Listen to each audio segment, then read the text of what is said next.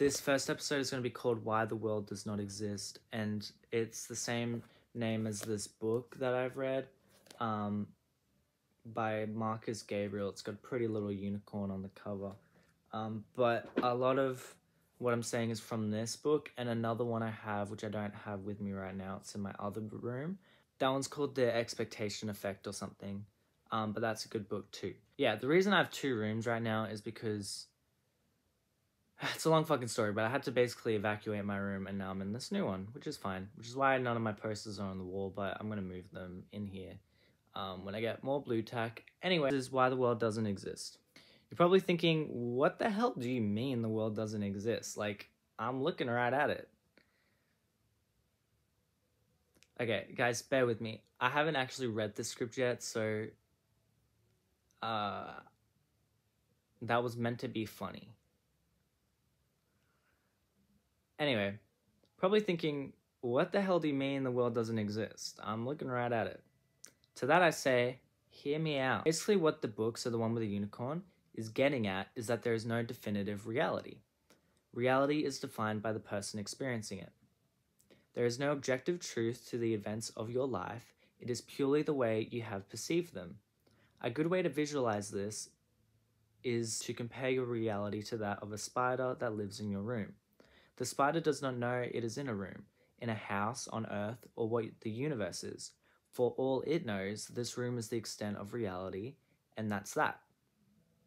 And that there's nothing outside of it. All it knows is make web, sexy time with female spider, and eat fly. And that's it.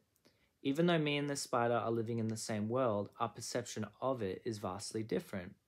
So much so that we may as well be living in different realities on different planets. Yeah, so I'll let that resonate for a bit, but I feel like that's a really good example, and it's such like a simple thing. But apply this kind of thinking to everything, not just like other animals, but other people too. Everyone kind of has like their own needs, wants, beliefs, and assumptions of the world, and so different that you may as well be living in different realities just based on the fact that in your reality, everything works completely differently. Another good example, this one I came up with, you can do like a similar comparison between a Christian, a Buddhist, and an atheist. For this, I'll use a scenario in which all three find a $100 bill on the sidewalk. The Christian may see this as a miracle and donate it. The Buddhist may see this as karma and give it to someone else. The atheist would probably just see it as luck and put it in their wallet.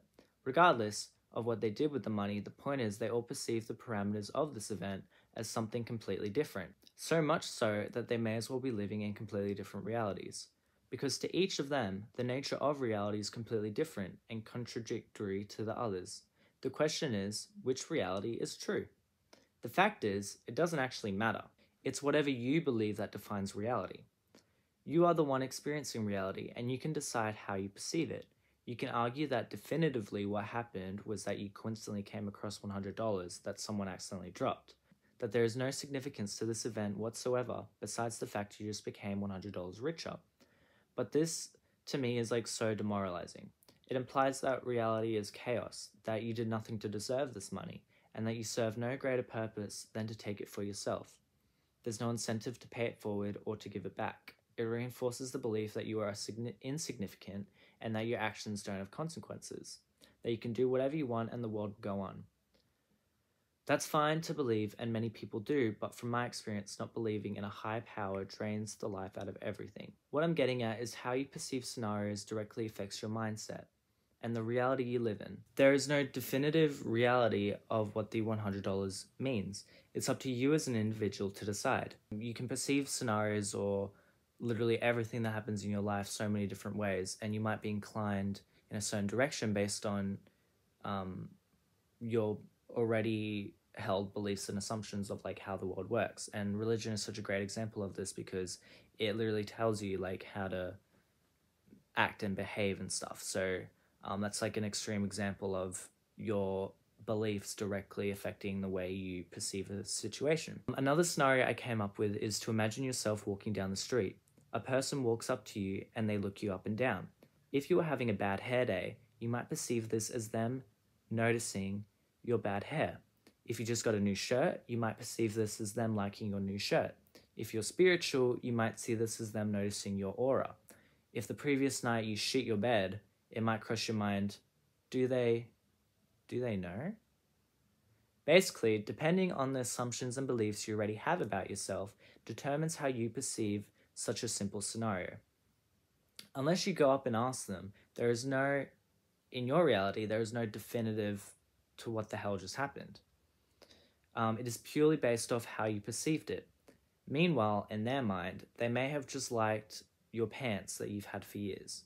And I bet you weren't even thinking about that. But the point is, you both may as well be living in completely different realities. Something I learned also is that because the way humans are programmed for survival, we have this thing called confirmation bias, which I'm sure you've heard a million times before. Confirmation bias evolved because it helps us influence people and social structures so that they come to match our beliefs about them. It's instinct to not want to be wrong and to instead be right. So our brain is actively rejecting information that disagrees with our initial beliefs and seeks out confirmation that what we already know is true. This basically means that we will subconsciously default to what we already believe regardless of the situation implying otherwise. So the reality of the scenario is determined purely on our already formed beliefs about ourselves and how the world works rather than anything objective. And because the reality you experience is processed through you and you only, in a sense, reality is whatever you assume it to be. Another great thing to note is placebos. There's this thing called a power balance bracelet. I have one, but I'll just show a picture of it on screen. If you don't know what this is, it's basically a bracelet with special properties that improve your athletic ability. Obviously that's bullshit, but this is what it was advertised as back in 2007. The crazy thing is, it actually did improve people's athletic ability, not because it was magic, but because of placebo. There was this trend called the power balance test where people would try balancing on one foot. Without the bracelet, they mostly failed, but with the bracelet on, they were suddenly able to balance. And in a weird way, the bracelet actually did do what it advertised. You just had to believe in it. The conscious brain is mysterious in the sense that you can trick it into believing almost anything. So much so that your cells, with their little brains too, will just go with it. Another example to do with placebo is a study they did where a group of runners were individually made to run a fake distance. For example, one runner was told that they were going to run 200 meters, but the track was actually 400 meters. And another was told they would run 400 meters, but the track was actually 200 meters. So on, so on. What they found was the exhaustion of the runner was based on how far they thought they ran and not actually how far they ran in reality. So, their performance was based on their perception of reality rather than reality itself. Some more examples of placebo would include placebo medication that is sometimes prescribed, but they actually do fix the problem because the patient doesn't know the difference or that they are placebos. One I find funny personally is when a kid is told that there is wine in pasta sauce and they suddenly start acting drunk, even though they haven't had enough alcohol to be drunk. I think I've gotten my point across by now, but like placebos and confirmation bias, blah, blah, blah, blah. There's so many examples of things in life where it's your brain kind of telling you how to feel and react rather than what's actually reality. You know, it's the whole difference between like the conscious and the subconscious mind.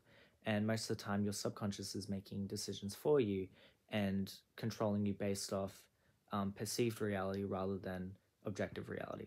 So, using all this information, you can, in a sense, use it to benefit you and control your reality, or at least set yourself up to improve your experience of reality. It can be as simple as choosing to see the best case scenario of whatever situation you are in. The more loving you are to yourself and others, you'll start perceiving reality in a much more loving way, and the butterfly effect will do its thing, and you will be living a more loving life. That's as simple as I can put it, and that's like the simplest benefit you can get from it. To make it more complicated though, the whole thing starts at your self-perception. So I'll get more into this in like my next videos, but it's your self-perception that projects itself onto reality.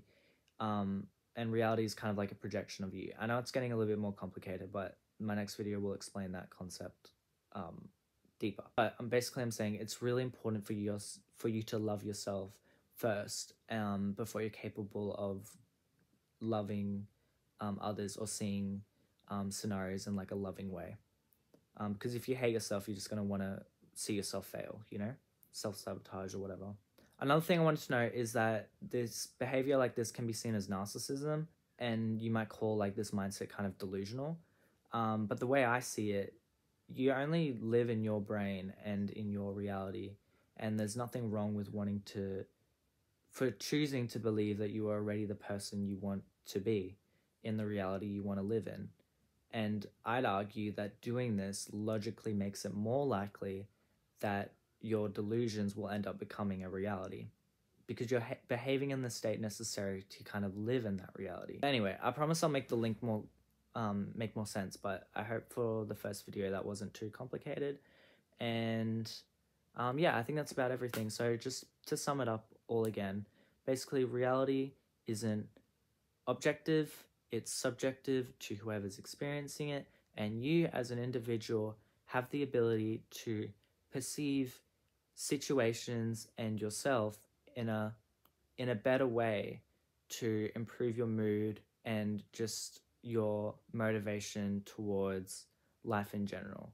And even though it might be delusional, it might be narcissistic, it's still benefiting your well-being at the end of the day, and you're not hurting others. The only way you're hurting others is by bothering them because they're not capable of doing that, if that makes sense.